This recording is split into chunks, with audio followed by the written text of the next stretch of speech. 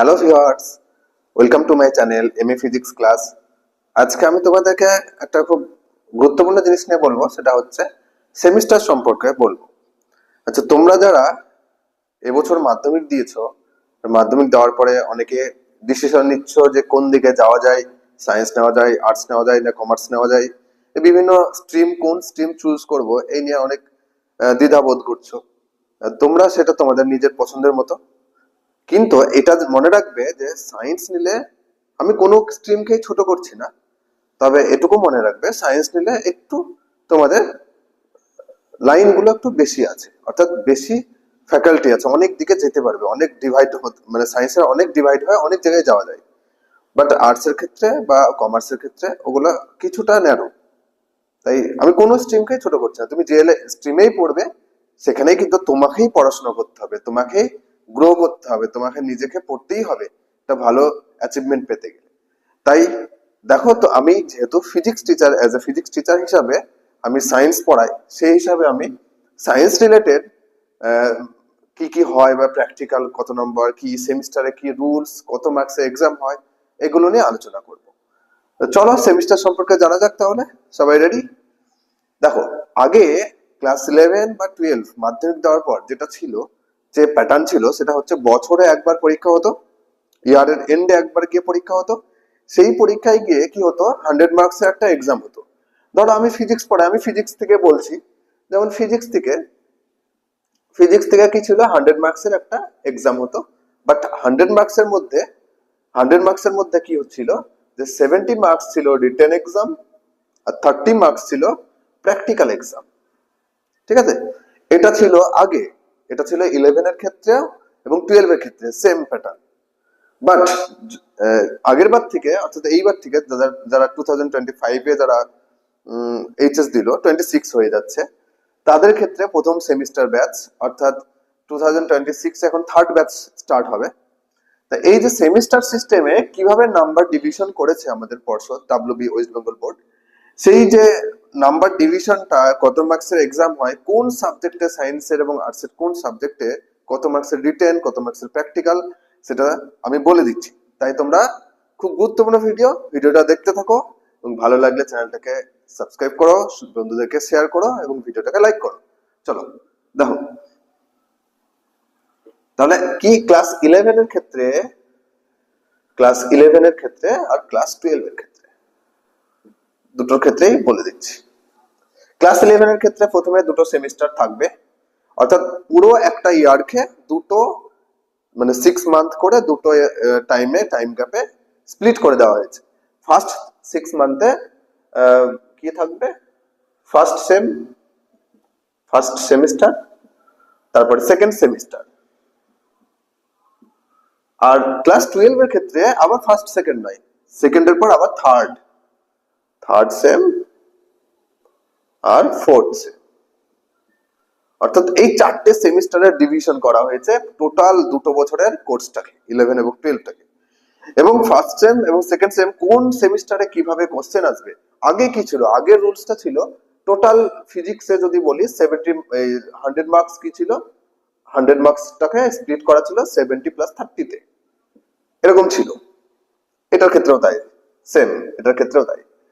But এখন কি হয়েছে, এই সেমিস্টার গুলোতে স্প্লিট করে দেওয়া হয়েছে, রিটেন নাম্বার যেটা 70 ছিল, ওই 70টাকে এখানে রিটেন এক্সামিনেশনটা কি করা হয়েছে,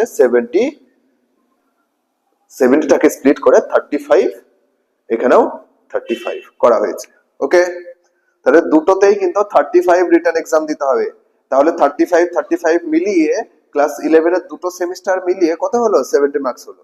আর বাকি থাকছে আরো 30 মার্কস, যেটা প্র্যাকটিক্যাল ছিল। সেই প্র্যাকটিক্যালটা কি হচ্ছে, এখানে প্র্যাকটিক্যাল এক্সাম, এখানে 50, এখানে 50, টোটাল কথা হচ্ছে এখানে 50, এখানে 50, 15 থাকছে প্র্যাকটিক্যাল। টোটাল হচ্ছে 50-50, দুটো সেমিস্টার মিলিয়ে টোটাল 100 মার্কস। এবং দুটো সেমিস্টার মিলিয়ে কিন্তু রেজাল্টে উঠবে পার্সেন্টেজ, যে ফিজিক্সে 100 আউট অফ 100 কত মার্কস তোমরা পাচ্ছ। ঠিক একইভাবে ক্লাস 12 এর ক্ষেত্রেও তাই। ফার্স্ট ইয়ারটার ক্ষেত্রে কি হবে, থার্ড সেমিস্টার 35 থাকবে রিটেন, প্লাস 15 থাকবে প্র্যাকটিক্যাল এখানেও সেম 35 প্লাস 15 হলো।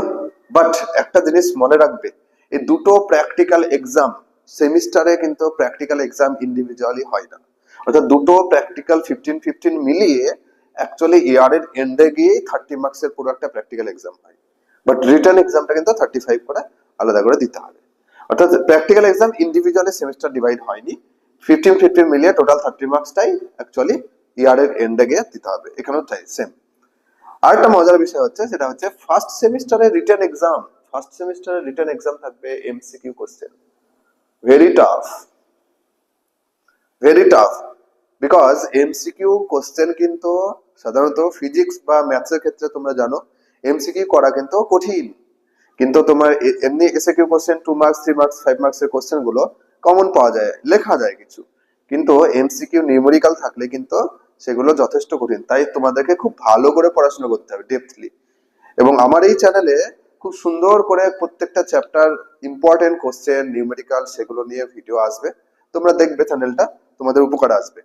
চলো, আর সেকেন্ড সেমিস্টারে থাকবে 2 মার্কস 3 মার্কস আর 5 মার্কসের কোশ্চেন।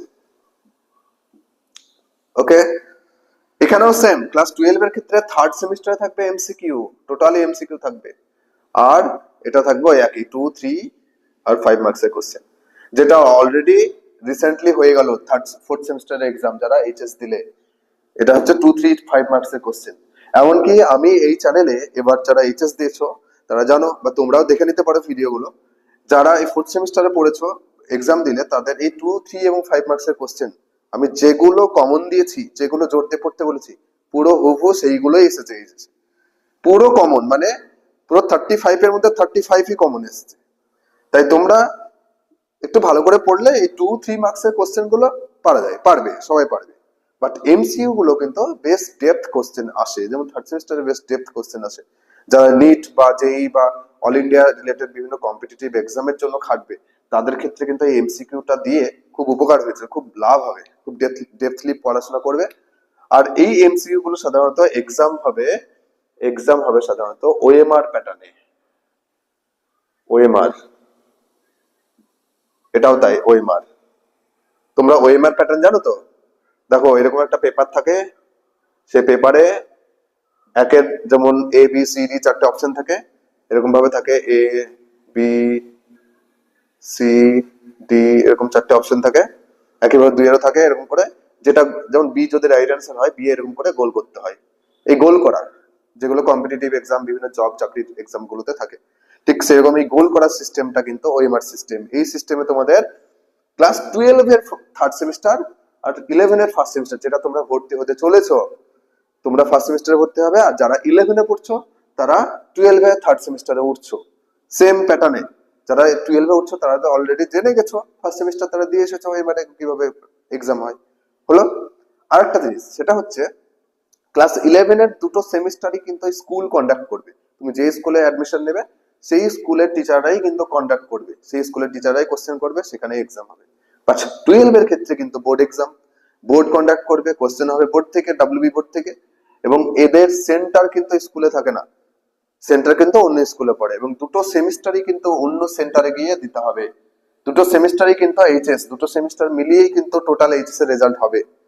এই যদি কারো কোনোভাবে যদি 35 মার্কসের ফিজিক্সের কোশ্চেনে থার্ড সেমিস্টারে কম নাম্বার চলে, ফোর্থ সেমিস্টারে 35 পেয়ে মেকআপ করা যায়, দুটো সেমিস্টার মিলিয়ে কিন্তু আউট অফ 100 এর মধ্যে কিন্তু ফিজিক্সের রেজাল্ট উঠবে।